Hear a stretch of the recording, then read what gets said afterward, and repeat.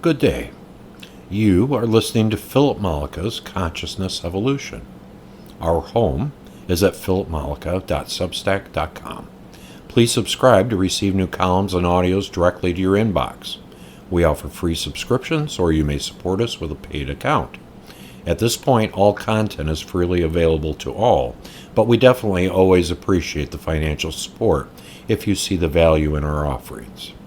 Also, please give us a like if you enjoy the content, and comments and questions are always welcomed and appreciated. Audios are also available now on Spotify and Apple Podcasts. This column is entitled That Which Remains, of Home and Hearth. I am often reminded of this passage from Jane Roberts Seth. My essence is fragmented from Seth and Orden, so perhaps it strikes closer to my heart than it may others. But if I were to teach my children one thing, it would be this: to hold dear to us those relationships and interactions we have, and never to take ourselves or our lives or those we interact with for granted. For though we are eternal beings, these moments also live in perpetuity in our consciousness. In the autumn of our lives, what we find is that the hurts and pain fade, but the love and joyful memories remain and become the focal points of a life well lived, even as we move into other experiences and other systems of consciousness. I believe this passage is from Sue Watkins' Conversations with Seth. And here is Seth.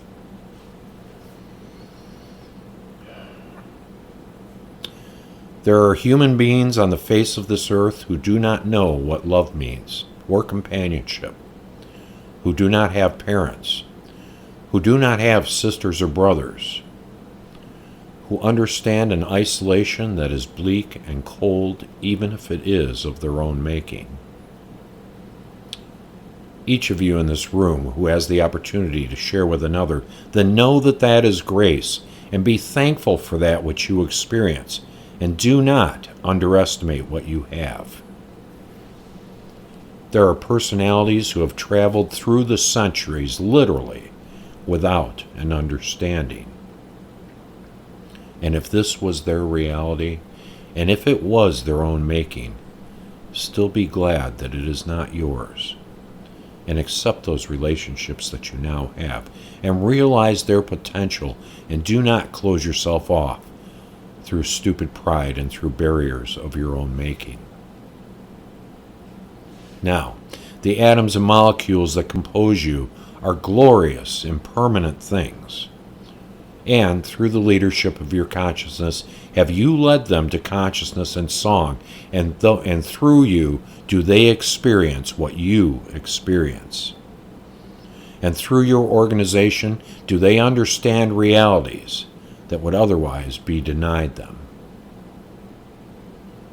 And when each of you come together in a personal relationship, are you then glorifying and adding to the reality of the consciousness that is within those atoms and molecules? You know each other in each life a brief time. What joy and comfort you can give, then give. What support you can render, render. Do you not realize that by doing this, you become more than you think you are? And I am not speaking to any of you in terms of self-sacrifice, for there is no such thing, and there is no such road, and I do not advocate it. But if you demand the best that is within you, then you become more than you realize that you are. And you must also demand more from the other persons within your relationship. All of you, therefore, that are married and have such relationships must inspire each other, regardless of what you all know of the nature of reality. The bones that you call your own will lie a long time in the grave. The physical beings of those that you know change even as I speak. What joy and creativity you can give, then give. What affirmation you can speak, speak. This life is as important as any other life, and none of you attempt to deny the abilities of another, for in doing this, you speak against creativity. Therefore, it behooves all of you, on a part of all that you are, to expect the best of yourselves and the best of those with whom you are in contact. But the moment is intimate, and the voice that speaks beside you in the night, in your terms, will not speak for long. Therefore, comfort it when you can. And remember, all of you again, I am not speaking in terms of self-sacrifice. It is impossible to sacrifice the self. And when you try to do this, it is betrayal. This is not divorced from the material I have been giving you in terms of evolution or the nature of reality, but highly intertwined. You live and breathe these concepts. This is an excerpt from the ESP class on March 27, 1971, by Jane Roberts, from Robert Butts.